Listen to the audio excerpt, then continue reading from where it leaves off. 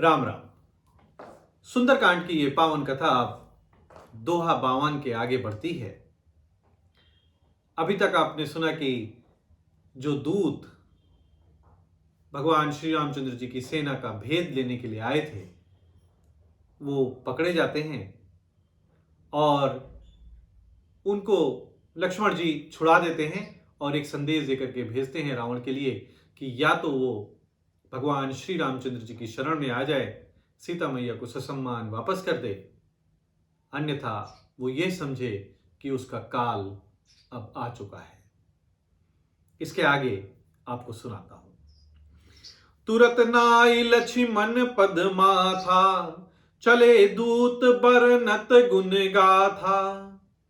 लक्ष्मण जी के चरणों में मस्तक नवा करके वो श्री रामचंद्र जी के गुणों की कथा का वर्णन करते हुए दूत तुरंत ही वहां से चल देते हैं।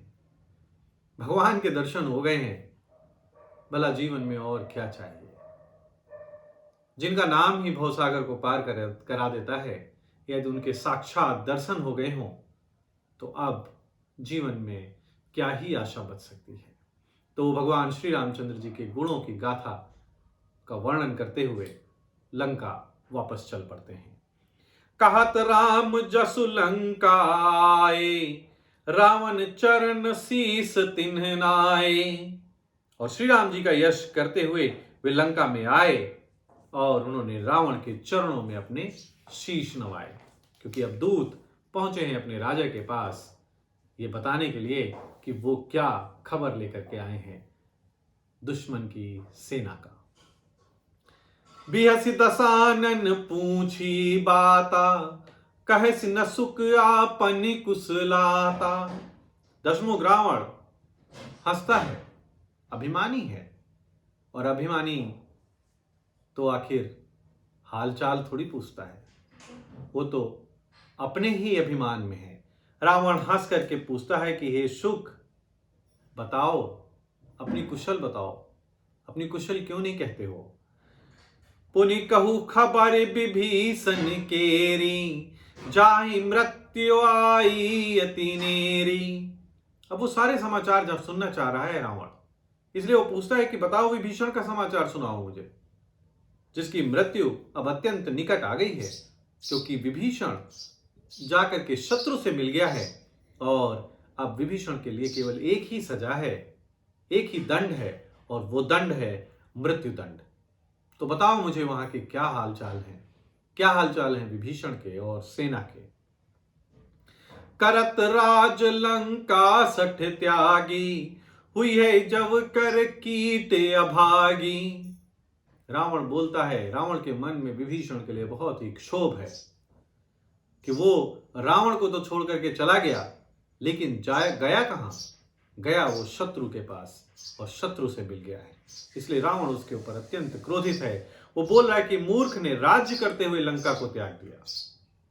रावण के जितने भी भाई हैं, रावण, कुंभकर्ण और ये विभीषण, सभी को राजा बोला जाता था।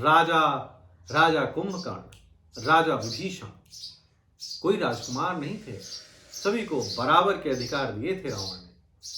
इसलिए रावण कहता है कि वो लंका का राज्य, उसने राज्य करते हुए लंका को त्याग दिया। लंका जो त्रिलोक विजयी रावण की लंका है, जिसका वैभव इतना ज्यादा है कि लोग उसकी तरफ खींचे चले आते हैं, और विभीषण ने उसी लंका को त्याग दिया है। अभागा जब अब जौ का कीड़ा यानी घुन बन जाएगा, घुन बनेगा, और जौ के साथ जैसे घुन भी पिस जाता है, वैसे ही नर और वानरों की सेना के साथ अब विभीषण भी मारा जाएगा। तो यानी जैसे गेहूं के साथ घुन पिसता है ना, उसी प्रकार से वो बोल रहा है, रावण बोल रहा है कि अब ये लोग तो मरेंगे ही, वानर और मानवों की ये जो सेना है ये तो मारी जाएगी, साथ ही साथ विभीषण को भी उसके कृत्य का दंड मिलेगा और वो भी मारा जाएगा। पुनि कहु भालु कीस कटकाई, कठिन काल प्रेरित चली आई। रावण कहता है कि भालू और वानरों की सेना का हाल कहे, उनकी सेना का हाल बताओ जो कठिन काल की प्रेरणा से यहां चले आए हैं।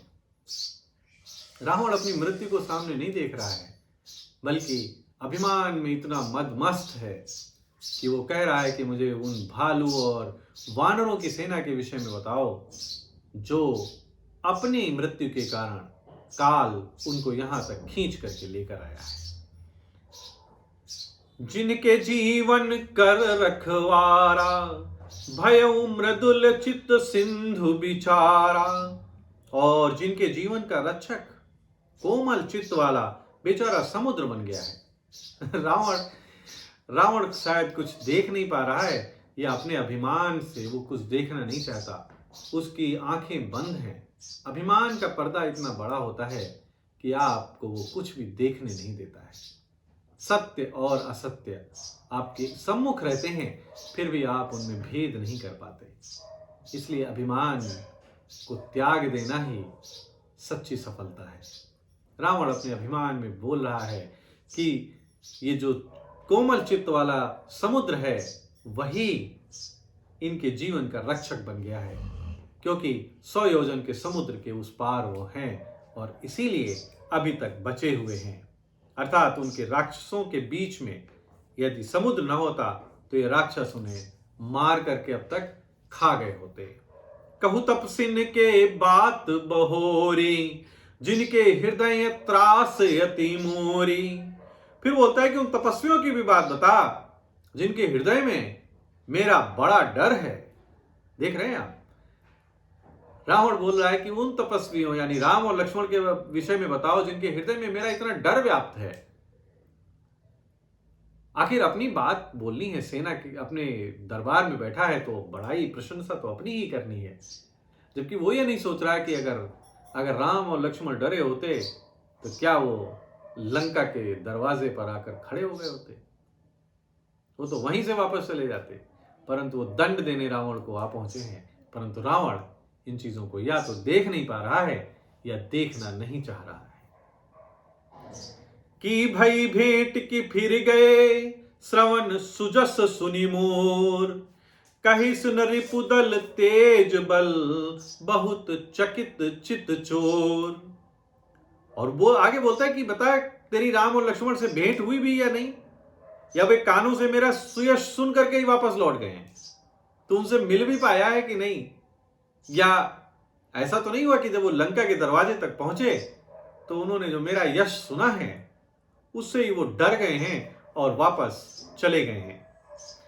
शत्रु सेना का तेज और बल तो मुझे बता क्यों नहीं रहा है। रावण अधीर हो रहा है, वो सुनना चाह रहा है कि बताओ ये जो शत्रु सेना आई है उसका कितना तेज है, कितना बल है, कितने लोग हैं। क्योंकि तेरा चित्त जो है वो बहुत ही चकित है, यानी तू खुद ही बहुत सी भौचक्का सा प्रतीत हो रहा है। क्योंकि शुक ने तो जो अपनी आंखों से देखा है वहां पर, वो उसका तो वर्णन करना भी मुश्किल है। अथाह सेना और उसके सेना नायक स्वयं नारायण का अवतार प्रभु भगवान श्री रामचंद्र। तो जो सुख देख करके आया है वो वाकई वो भौचक्का है, उससे कुछ कहते नहीं बन रहा है। और रावण जो सुनना चाह रहा है वो बार बार पूछ रहा है कि तपस्वियों यानी राम और लक्ष्मण के विषय में बताओ, शत्रु की सेना के विषय में बताओ, विभीषण के विषय में बताओ, जिनके काल अब बहुत निकट है। तो अब सुक उसको आगे क्या बताता है, रामचंद्र जी की सेना के विषय में कैसे वर्णन करता है, ये मैं आपको इसके आगे बताऊंगा। क्योंकि यहां पर सुंदरकांड का दोहा 53 संपन्न होता है।